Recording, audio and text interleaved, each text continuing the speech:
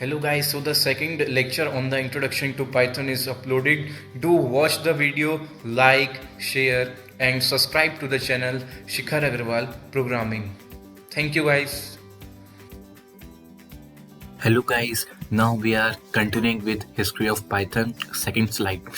तो सबसे पहले हम इसमें पहला पॉइंट देखेंगे that Python is derived from many other languages including ABC, Modular 3, C, C++, Algol 68, Smalltalk and Unix Shell and other scripting languages. इसका मतलब है कि जो Python लैंग्वेज है वो इन सब लैंग्वेज से मिलके बना हुआ है, यानी कि उसमें इसके ऑपरेटर्स हैं, डिलिमिटर्स हैं और उससे कुछ कॉपी किए हुए मतलब फंक्शंस हैं और मतलब काफ़ी सारी चीज़ें जो हैं वो इस लैंग्वेज से कॉपी की गई हैं, जैसे कीवर्ड्स हो गए, आइडेंटिफायर्स हो गए, ये सब चीज़ें कुछ चीज़ें कॉपी की हुई हैं दूसरी लैंग्वेजेस से और फिर ये लैंग्वेज बनाया गया। ये अभी तक का सबसे लेटेस्ट लैंग्वेज इसलिए है क्योंकि इनमें सभी लैंग्वेजेस का मिक्सचर है और ये काफ़ी अच्छा लैंग्वेज है फॉर बिगनर्स इसे बहुत ही आसानी से और बहुत ही कम पीरियड में, मतलब यानी कि एक शॉर्ट टाइम ड्यूरेशन में वो इसे सीख सकता है, लाइक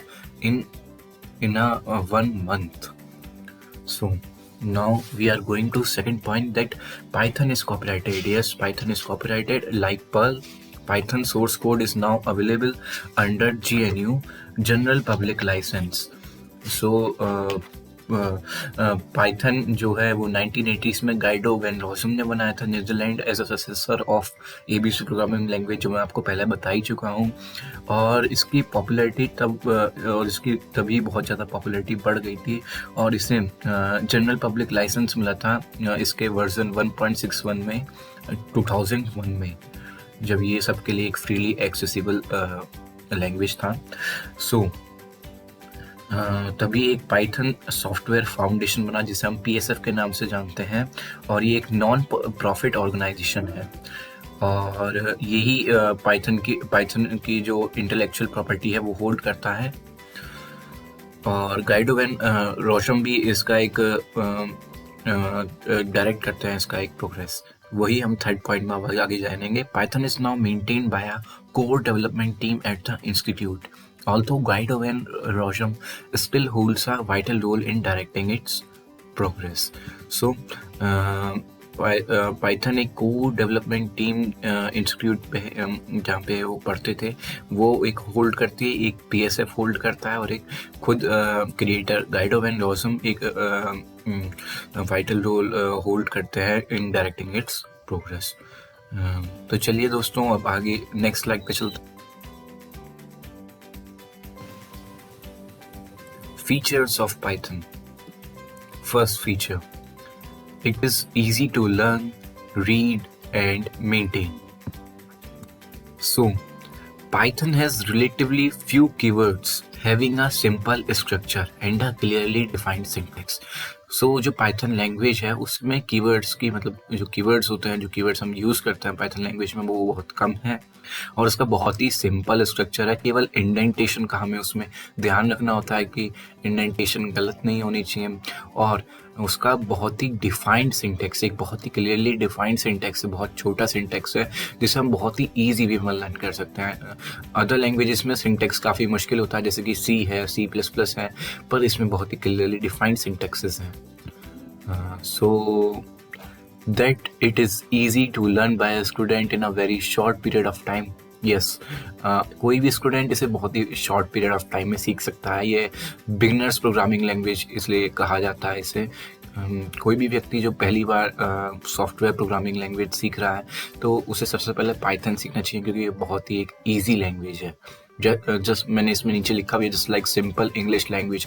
जैसे हम इंग्लिश लैंग्वेज में अपने दूसरे लोगों से बात करते हैं, घर में बात करते हैं, बिल्कुल वैसे ही इंग्लिश लैंग्वेज की तरह एक प्रोग्रामिंग लैंग्वेज है, एक कोडिंग लैंग्वेज है।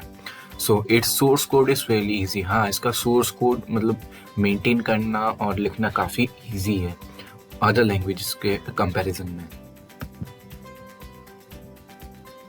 Now second point, independent programming language. Independent programming language है मतलब एक स्वतंत्र प्रोग्रामिंग लैंग्वेज, जिसको इसका सबसे बड़ा इंडिपेंडेंट नेचर ये है कि ये मतलब इसका स्ट्रेंथ भी कह सकते हैं हम ये कि ये काफ़ी ज़्यादा पोर्टेबल है और ये कई सारे क्रॉस प्लेटफॉर्म पे कंपेटेबल भी है। मतलब हम इसे किसी एक डिवाइस से दूसरी डिवाइस में आसानी से ट्रांसफ़र कर सकते हैं, या फिर किसी एक कंप्यूटर सिस्टम से दूसरे कंप्यूटर सिस्टम में ट्रांसफ़र कर सकते हैं, और किसी भी प्लेटफॉर्म पे यूज़ कर सकते हैं, लाइक यूनिक्स हो गया, लिनक्स हो गया, विंडोज़ हो गया, मैकिंटोश हो गया, मैक ओएस हो गया, रेस्पबेरी हो गया, पाई हो गया, एक्सेट्रा एक्सेट्रा। काफ़ी सारे विंडोज़ मतलब काफ़ी सारे सॉफ्टवेयर्स पर हम इसे यूज़ कर सकते हैं, क्रॉस प्लेटफॉर्म है, कंपेटेबल है, तो इसलिए काफ़ी ये अच्छा लैंग्वेज माना जाता है। और हाँ, साथ ही साथ ये पोर्टेबल भी है। Next, third, high level language. High level language के बारे में मैंने आपको पहले भी बताया था कि when we write programs in Python programming language, we do not need to bother about low level details such as managing the memory in the program. So जैसे हम मेमोरी मैनेज करते हैं सी के अंदर, C++ के अंदर या जावा के अंदर, वैसे हमें इसमें कोई मैनेज नहीं करना पड़ता। काफ़ी एक छोटा सा प्रोग्राम होता है और हमें अपनी लैंग्वेज में, मतलब जैसे इंग्लिश लैंग्वेज होती है वैसे ही बिल्कुल हम पाइथन लैंग्वेज में लिखते हैं सोर्स कोड, और इंटरप्रेटर उसे ट्रांसलेट कर देता है कंप्यूटर के लिए लो लैंग्वेज में। सो हम अब आगे फोर्थ पॉइंट पे चलेंगे, यह है इंटरैक्टिव मोड। इंटरैक्टिव मोड क्या है पाइथन में? इंटरैक्टिव मोड में हम कुछ भी रिजल्ट एंटर करते हैं या फिर सोर्स कोड एंटर करते हैं। So from a terminal right to the language allowing interactive testing and debugging of reusable source code. तो इंटरैक्टिव मोड में क्या होता है कि मैं आपको एक चीज़ बताना भूल गया कि पाइथन में दो तरह के मोड होते हैं, एक स्क्रिप्ट मोड होता है, एक इंटरैक्टिव मोड होता है। इंटरैक्टिव मोड में हम एक जगह कोड लिखते हैं, देन हम उसे राइट टर्मिनल को लैंग्वेज अलाउ करते हैं, देन उस पर टेस्टिंग डीबगिंग होके हम उस सोर्स कोड को रीयूज़ कर सकते हैं। मतलब हमने सोर्स कोड एंटर किया, देन उसके बाद रन किया और सीधे रिजल्ट आ जाता है। और स्क्रिप्ट मोड में हम क्या करते हैं, पहले स्क्रिप्ट लिखते हैं, यानी कि पहले एक सोर्स कोड लिखते हैं, देन उसे सेव करते हैं, देन उसे रन कराते हैं। इंटरैक्टिव मोड में मतलब काफ़ी इजी मोड है ये, पर ये इंटरैक्टिव मोड आप तभी कर पाएंगे जब आप पहले स्क्रिप्ट मोड सीखेंगे। इंटरैक्टिव मोड प्रोफेशनल्स के लिए है, मतलब इसमें काफ़ी प्रोफेशनलिज्म की ज़रूरत पड़ती है। तो अब चलते हैं अगले पॉइंट पे, यानी कि फिफ्थ पॉइंट, इंटरप्रेटेड। ये एक इंटरप्रेटेड लैंग्वेज है, यानी कि we can run the Python program directly from the source code because Python converts the source code into an intermediate form called byte codes and then translate into the native language of your computer and then it runs. So जब हम Python programme लिखेंगे, तो Python programme जब हमने लिख लिया तो interpreter क्या करता है, उसका जो कोड है वो लाइन बाय लाइन इंटरप्रेट करता है, यानी कि पढ़ता है, पहले लाइन बाय लाइन पढ़ता है, और फिर जब कहीं भी गलती आती है तो इंटरप्रेटर वहीं रुक जाता है और आपको शो करता है कि यहाँ पे एक गलती है। फिर आप उसे ठीक करते हैं, देन वो कम्प्लीटली रन्स होता है। ठीक है, तो Python convert source code into an intermediate form called byte code.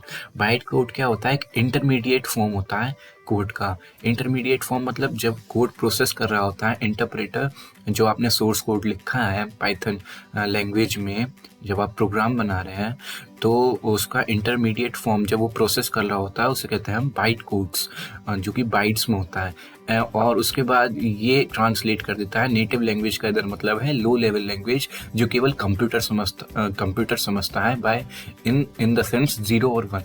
0 और 1 की जो कंप्यूटर की लैंग्वेज होती है उसमें कंप्यूटर को समझ आता है कि आपने क्या लिखा है। आप जो एंटर करते हैं वो कंप्यूटर को डायरेक्टली समझ में नहीं आता, उसके लिए इंटरप्रेटर की ज़रूरत पड़ती है और इंटरप्रेटर ही उसे ट्रांसलेट करके देता है। जैसे कि किसी लोग मतलब किसी भी जैसे स्टूडेंट को इंग्लिश नहीं आती, उसे हिंदी आती है, देन उसके लिए एक बंदा आएगा जो ट्रांसलेट करके उसे बताएगा कि वो अगला बंदा इंग्लिश में क्या बोल रहा है। ठीक है, बिल्कुल वैसे ही होता है इस लैंग्वेज में भी, मतलब ये इंटरप्रेटर उसी बंदे का काम करता है। सो इंटरप्रेटर को हम एक तरह से ट्रांसलेटर भी कह सकते हैं कंप्यूटर का, जो कि हमारी लैंग्वेज को उसकी लैंग्वेज में ट्रांसलेट करता है। तो चलिए अब चलते हैं हम अपनी अगली स्लाइड पर। Now features of Python, second slide. So, sixth point is object oriented. Python support both procedure oriented programming as well as object oriented programming. तो मैं इधर पहले भी आपसे बात कर चुका था ओरिएंटेड प्रोग्रामिंग और ऑब्जेक्ट ओरिएंटेड प्रोग्रामिंग के बारे में. तो इधर मैंने डिटेल में आपको समझा रखा है कि ये होता क्या है. सो फर्स्ट पॉइंट है, in procedure oriented programming the program is built around procedures और functions which are reusable pieces of program to which data is fed. तो ये डॉटर नहीं है, ये डेटा है. मैं यहाँ पे भूल गया, मेरे से मिस्टेक हो गई, तो इसके लिए मुझे माफ़ कर दीजिएगा. सो इन प्रोसीजर ओरिएंटेड प्रोग्रामिंग में क्या होता है, जो प्रोग्राम बिल्ट होता है अराउंड प्रोसीजर्स और फंक्शंस, तो वो रीयूजेबल पीस, मतलब हम उनसे रीयूज़ कर सकते हैं. जो हम सोर्स कोड लिखते हैं तो वो जो हम बिल्ड करते हैं तो इसमें प्रोसीजर्स और फंक्शंस की तरह वो बिल्ड होता है प्रोसीजर ओरिएंटेड प्रोग्रामिंग में. और in object oriented programming the program is built around objects, मतलब जो प्रोग्राम बिल्ड किया जाता है वो ऑब्जेक्ट्स उसमें हम यूज़ कर सकते हैं, ऑब्जेक्ट्स यूज़ करता है.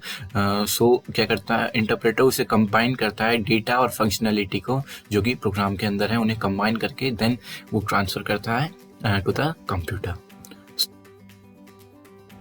हम चलते हैं अपनी नेक्स्ट स्लाइड में. Thank you guys for watching this video. आपके साथ मुझे इस लेक्चर में बहुत ही ज़्यादा मज़ा आया. सो मेरी इस वीडियो को लाइक कीजिए, शेयर कीजिए और subscribe to the channel Shikhar Agarwal programming. Thank you guys.